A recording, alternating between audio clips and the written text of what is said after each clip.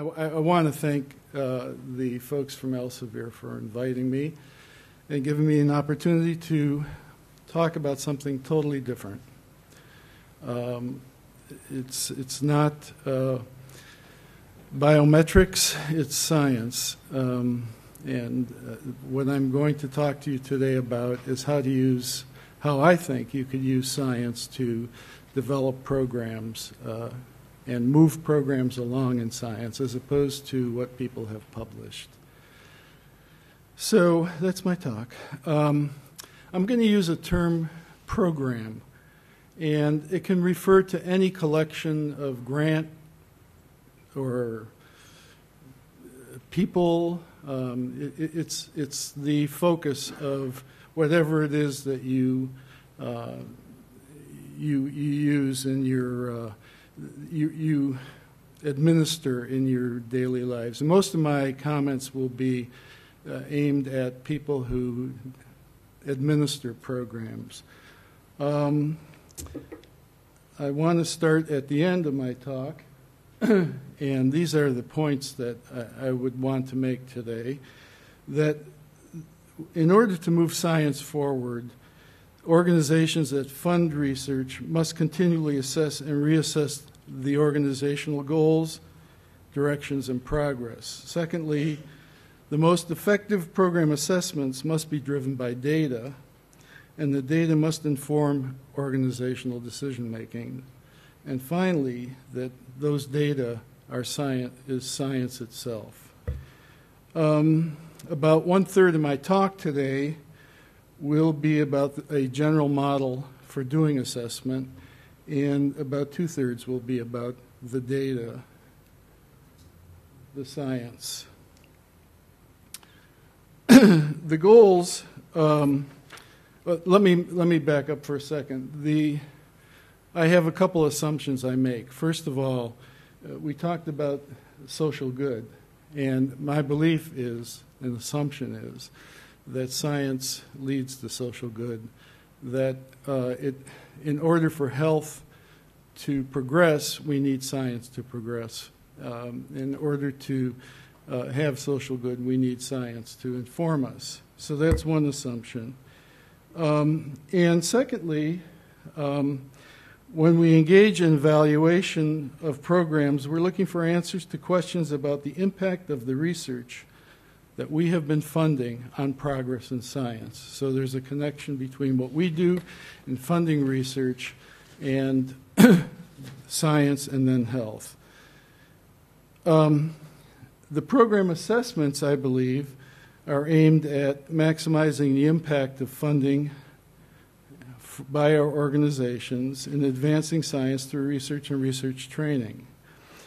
It also determines whether what has been done, what the organization has done in the past, has met specific goals of the organization, and finally, the assessment charts future directions. The model that I use is one that is probably familiar to many of you, and you've probably used it already. It consists of a variety of elements, starting with strategic and implementation plans. A strategic plan, excuse me, is a very broadly based document. I know the feeling. It's a broadly based document providing the organizational values, mission, and priorities and objectives. The strategic plan, or implementation plan is the point at which the organization decides what they're going to do first, second, or third, and I'm sure you've all done these things. But one of the things that I find many organizations don't do is develop a logic model. Some people talked about it yesterday. And the logic model can follow from the plans, but it can also feed into them. And as we talk, you'll see how that happens. This is a process as much as a document. because it involves getting the views of stakeholders, all the stakeholders. It could be the scientists involved in the research. It could be the people who provide you money to fund the research, legislators. There are all sorts of stakeholders that get involved there. It's important that they do get involved because it's at this point that you define what the endpoints are going to be. What is success? Which is, how do you know if you've done the right thing? How do you know if you've funded the right research? What measures are you going to use to answer those questions? And you can see that that's what's led to. The gap analysis is really monitoring where you are at any given point in time. How have we done in reaching our outcome measures? Where are we? What do we need to do? What else needs to be done?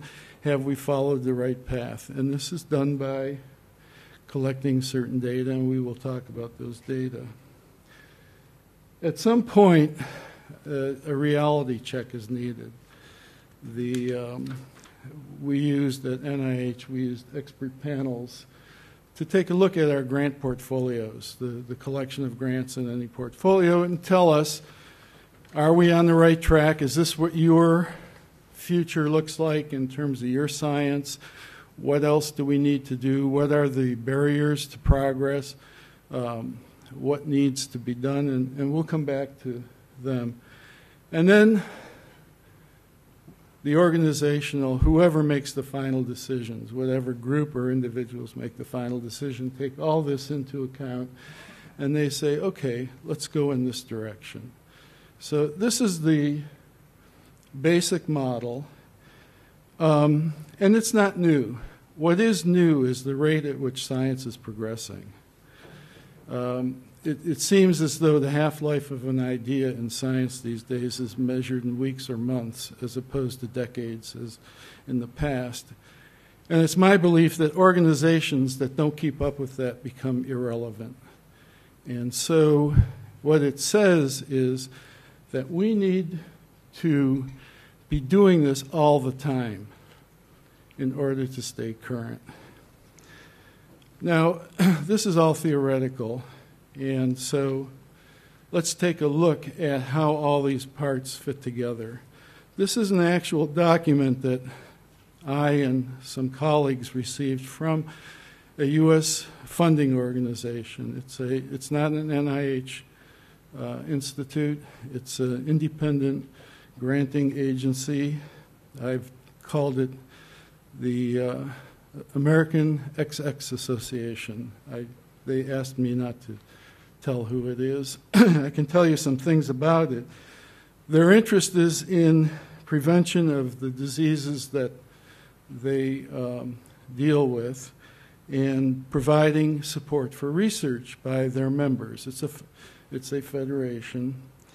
In 2009 and 10, they received nearly 5,000 research applications for funding, and they funded approximately 20% of them for about $100 million.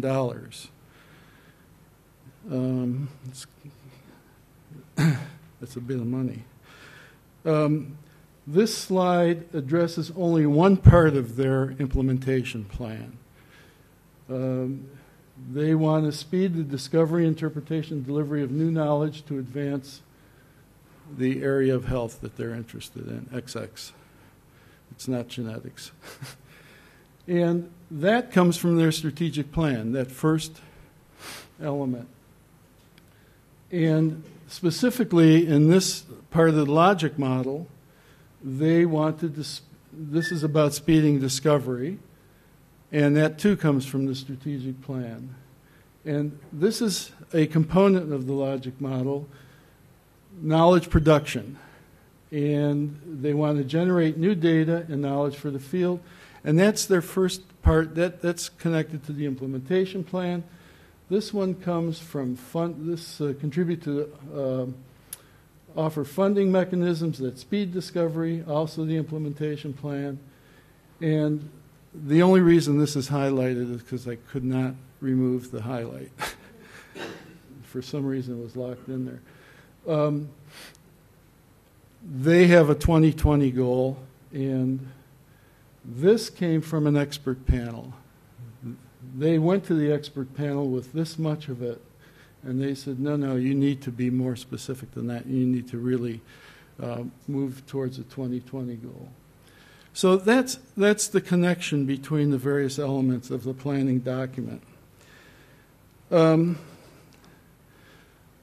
rest of my message today is very simple and straightforward.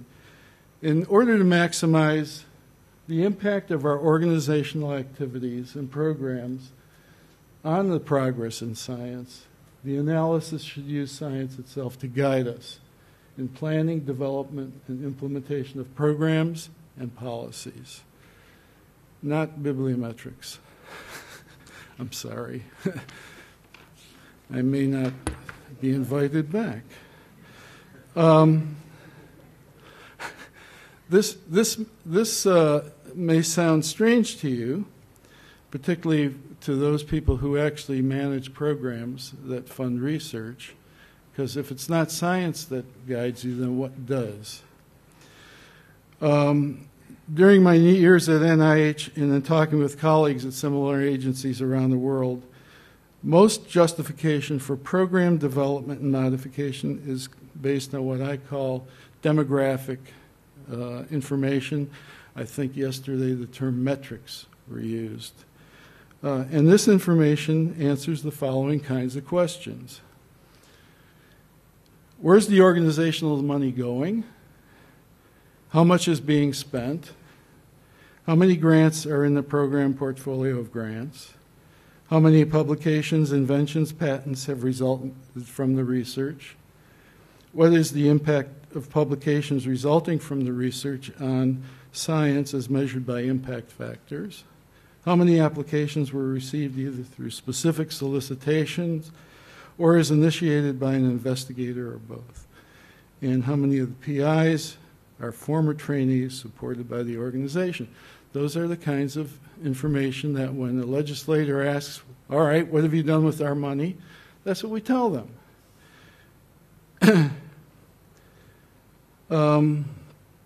And it goes on. Take a look. This is from our XX agency.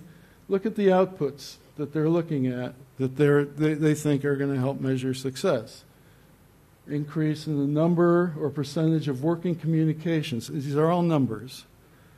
And this is a very, very well-known, well-endowed federation or foundation that funds research.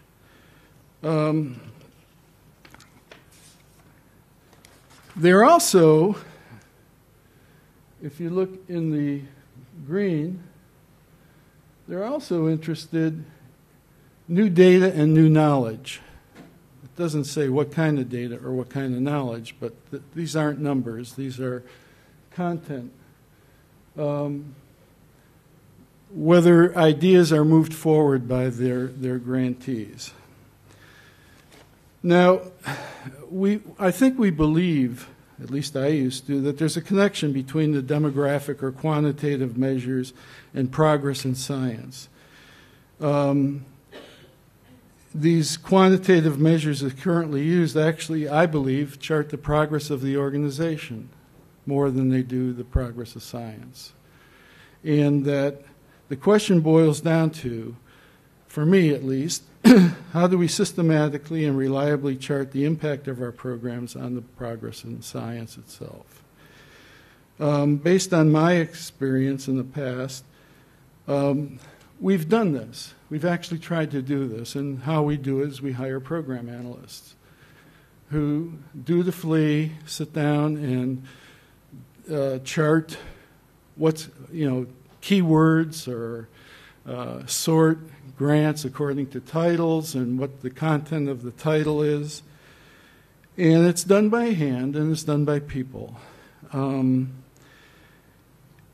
from time to time or document to document, people shift. or as a colleague of mine once said, shift happens. They changed the algorithm. And it's not because they're malicious, and it's not because they're sloppy, it's because they're human beings. And so this introduces a level of variability and questions the validity and maybe the reliability of these hand-done things. So what I'm going to present to you briefly is a way to do this using computers and using an Elsevier bit of technology where shift doesn't happen unless it really does happen in science. And what it does, what it's called is fingerprinting, scientific fingerprinting, and it's a textual analysis tool that Elsevier now has. And I must say, by the way, I'm a consultant to Elsevier, but I wasn't involved in the development of the tool. In fact, I feel very fortunate in the morning when I can start my computer without a problem. I believe that rebooting is something you do at a shoe store. So the technology is not mine. The use is, and that's what my role with Elsevier has been, is in advising on how users who do program assessment would use their tool. So it's scientific fingerprinting, and a fingerprint is the representation of a document using the Elsevier fingerprint engine, and it's an abstract representation of a document. The document can be an article, the document can be a strategic plan, the document can be a grant application, it can be any document, and we will come back to the fingerprinting in a minute. The way I think about it is that this is the ideal program analyst, that this engine is the ideal program analyst because it does what it's told to do. It doesn't invent any new parts of the algorithm.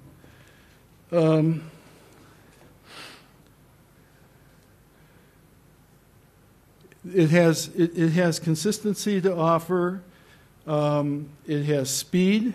In other words, you can do program analysis in real time. You don't have to wait once every 5 years because hiring people is time-consuming, it's expensive, it takes them a long time. This can be done almost, well, I shouldn't say instantaneously.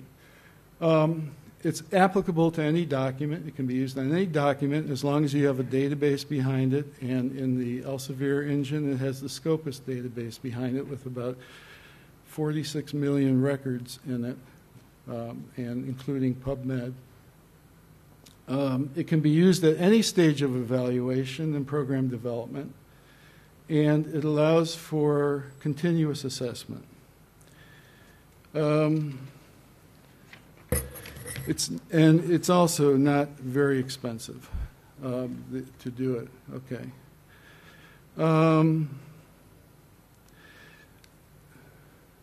This is basically how it works. It takes a document and it puts the text and analyzes the text through an ontology and comes up with what is called a fingerprint. And we will actually see a real fingerprint in a minute if they don't kick me out of here.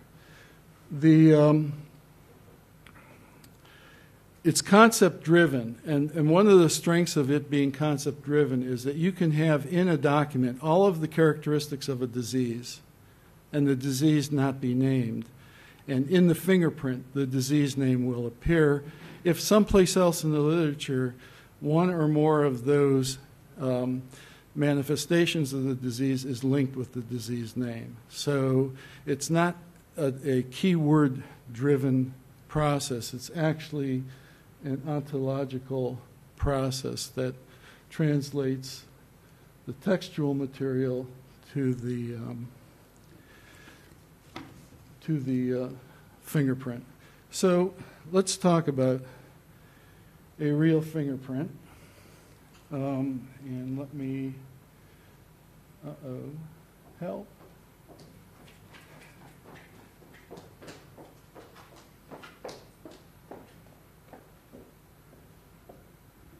Where'd it go?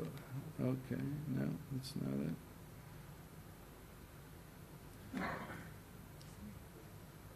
There it is.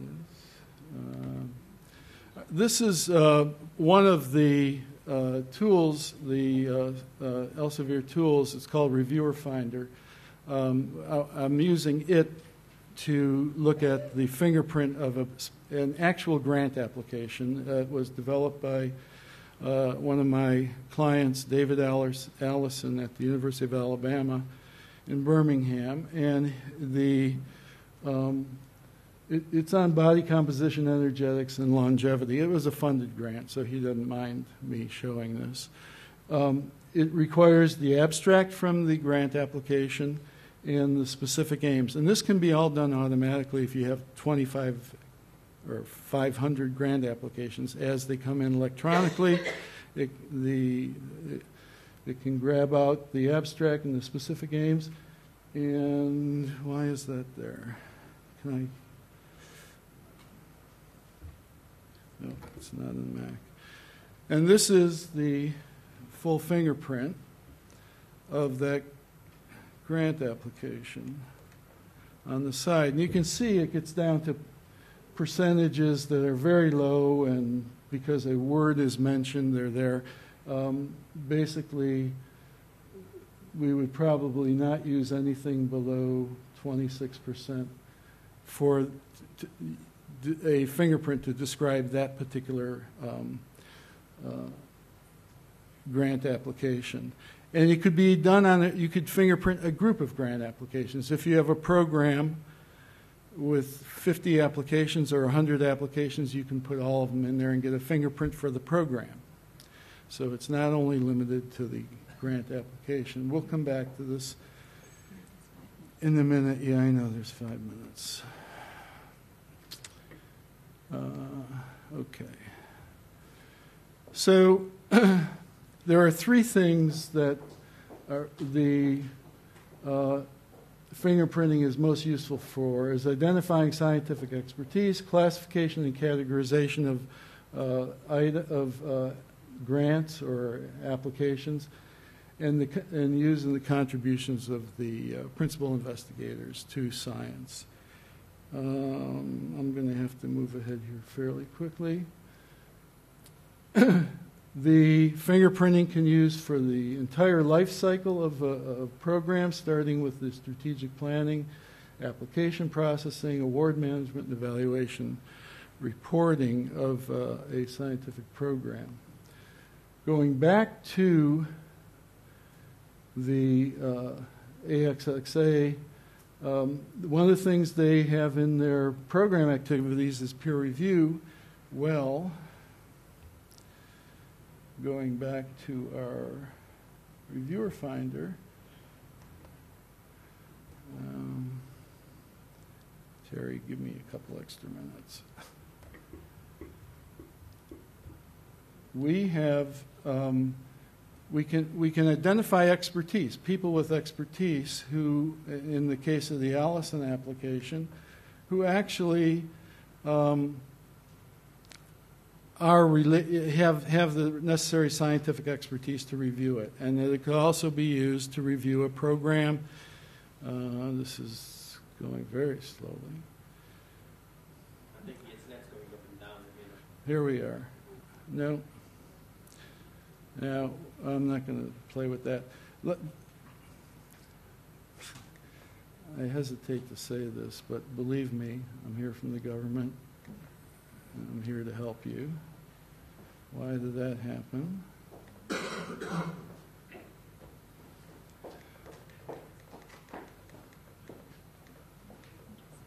Here I am. All right.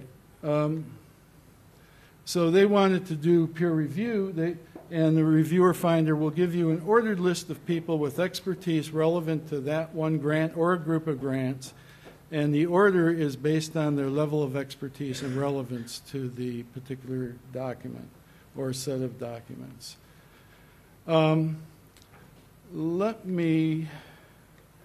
There are other ways that we can use fingerprinting. We can use it to identify new ideas. We can use it to sort successful applications. What are the characteristics of successful applications that actually get funding versus the unsuccessful ones? And this can be really important if you're finding that you're not making progress in science, to answer the question, are you too far ahead? Is there methodology that's missing, or is there expertise that's missing to move you to where you want to be? And also we can understand factors that influence funding success. For example, are trainees more likely to get funding than non-trainees, or are a certain type of training grant better than others? And the other area, the contributions to science, this is something that I'm really quite enamored with. Aaron Sorensen works for Elsevier now. He does analyses, but he did this before that. What Aaron did was used fingerprinting and the Thompson database to identify the leaders of research in Alzheimer's disease, and then their contributions. What did they contribute scientifically to the field of Alzheimer's disease? These are two and then he did it again with Parkinson's. These are two articles that were published. This article here in the Journal of Alzheimer's Disease Research was the most highly cited article in that journal in 2009. It became very useful.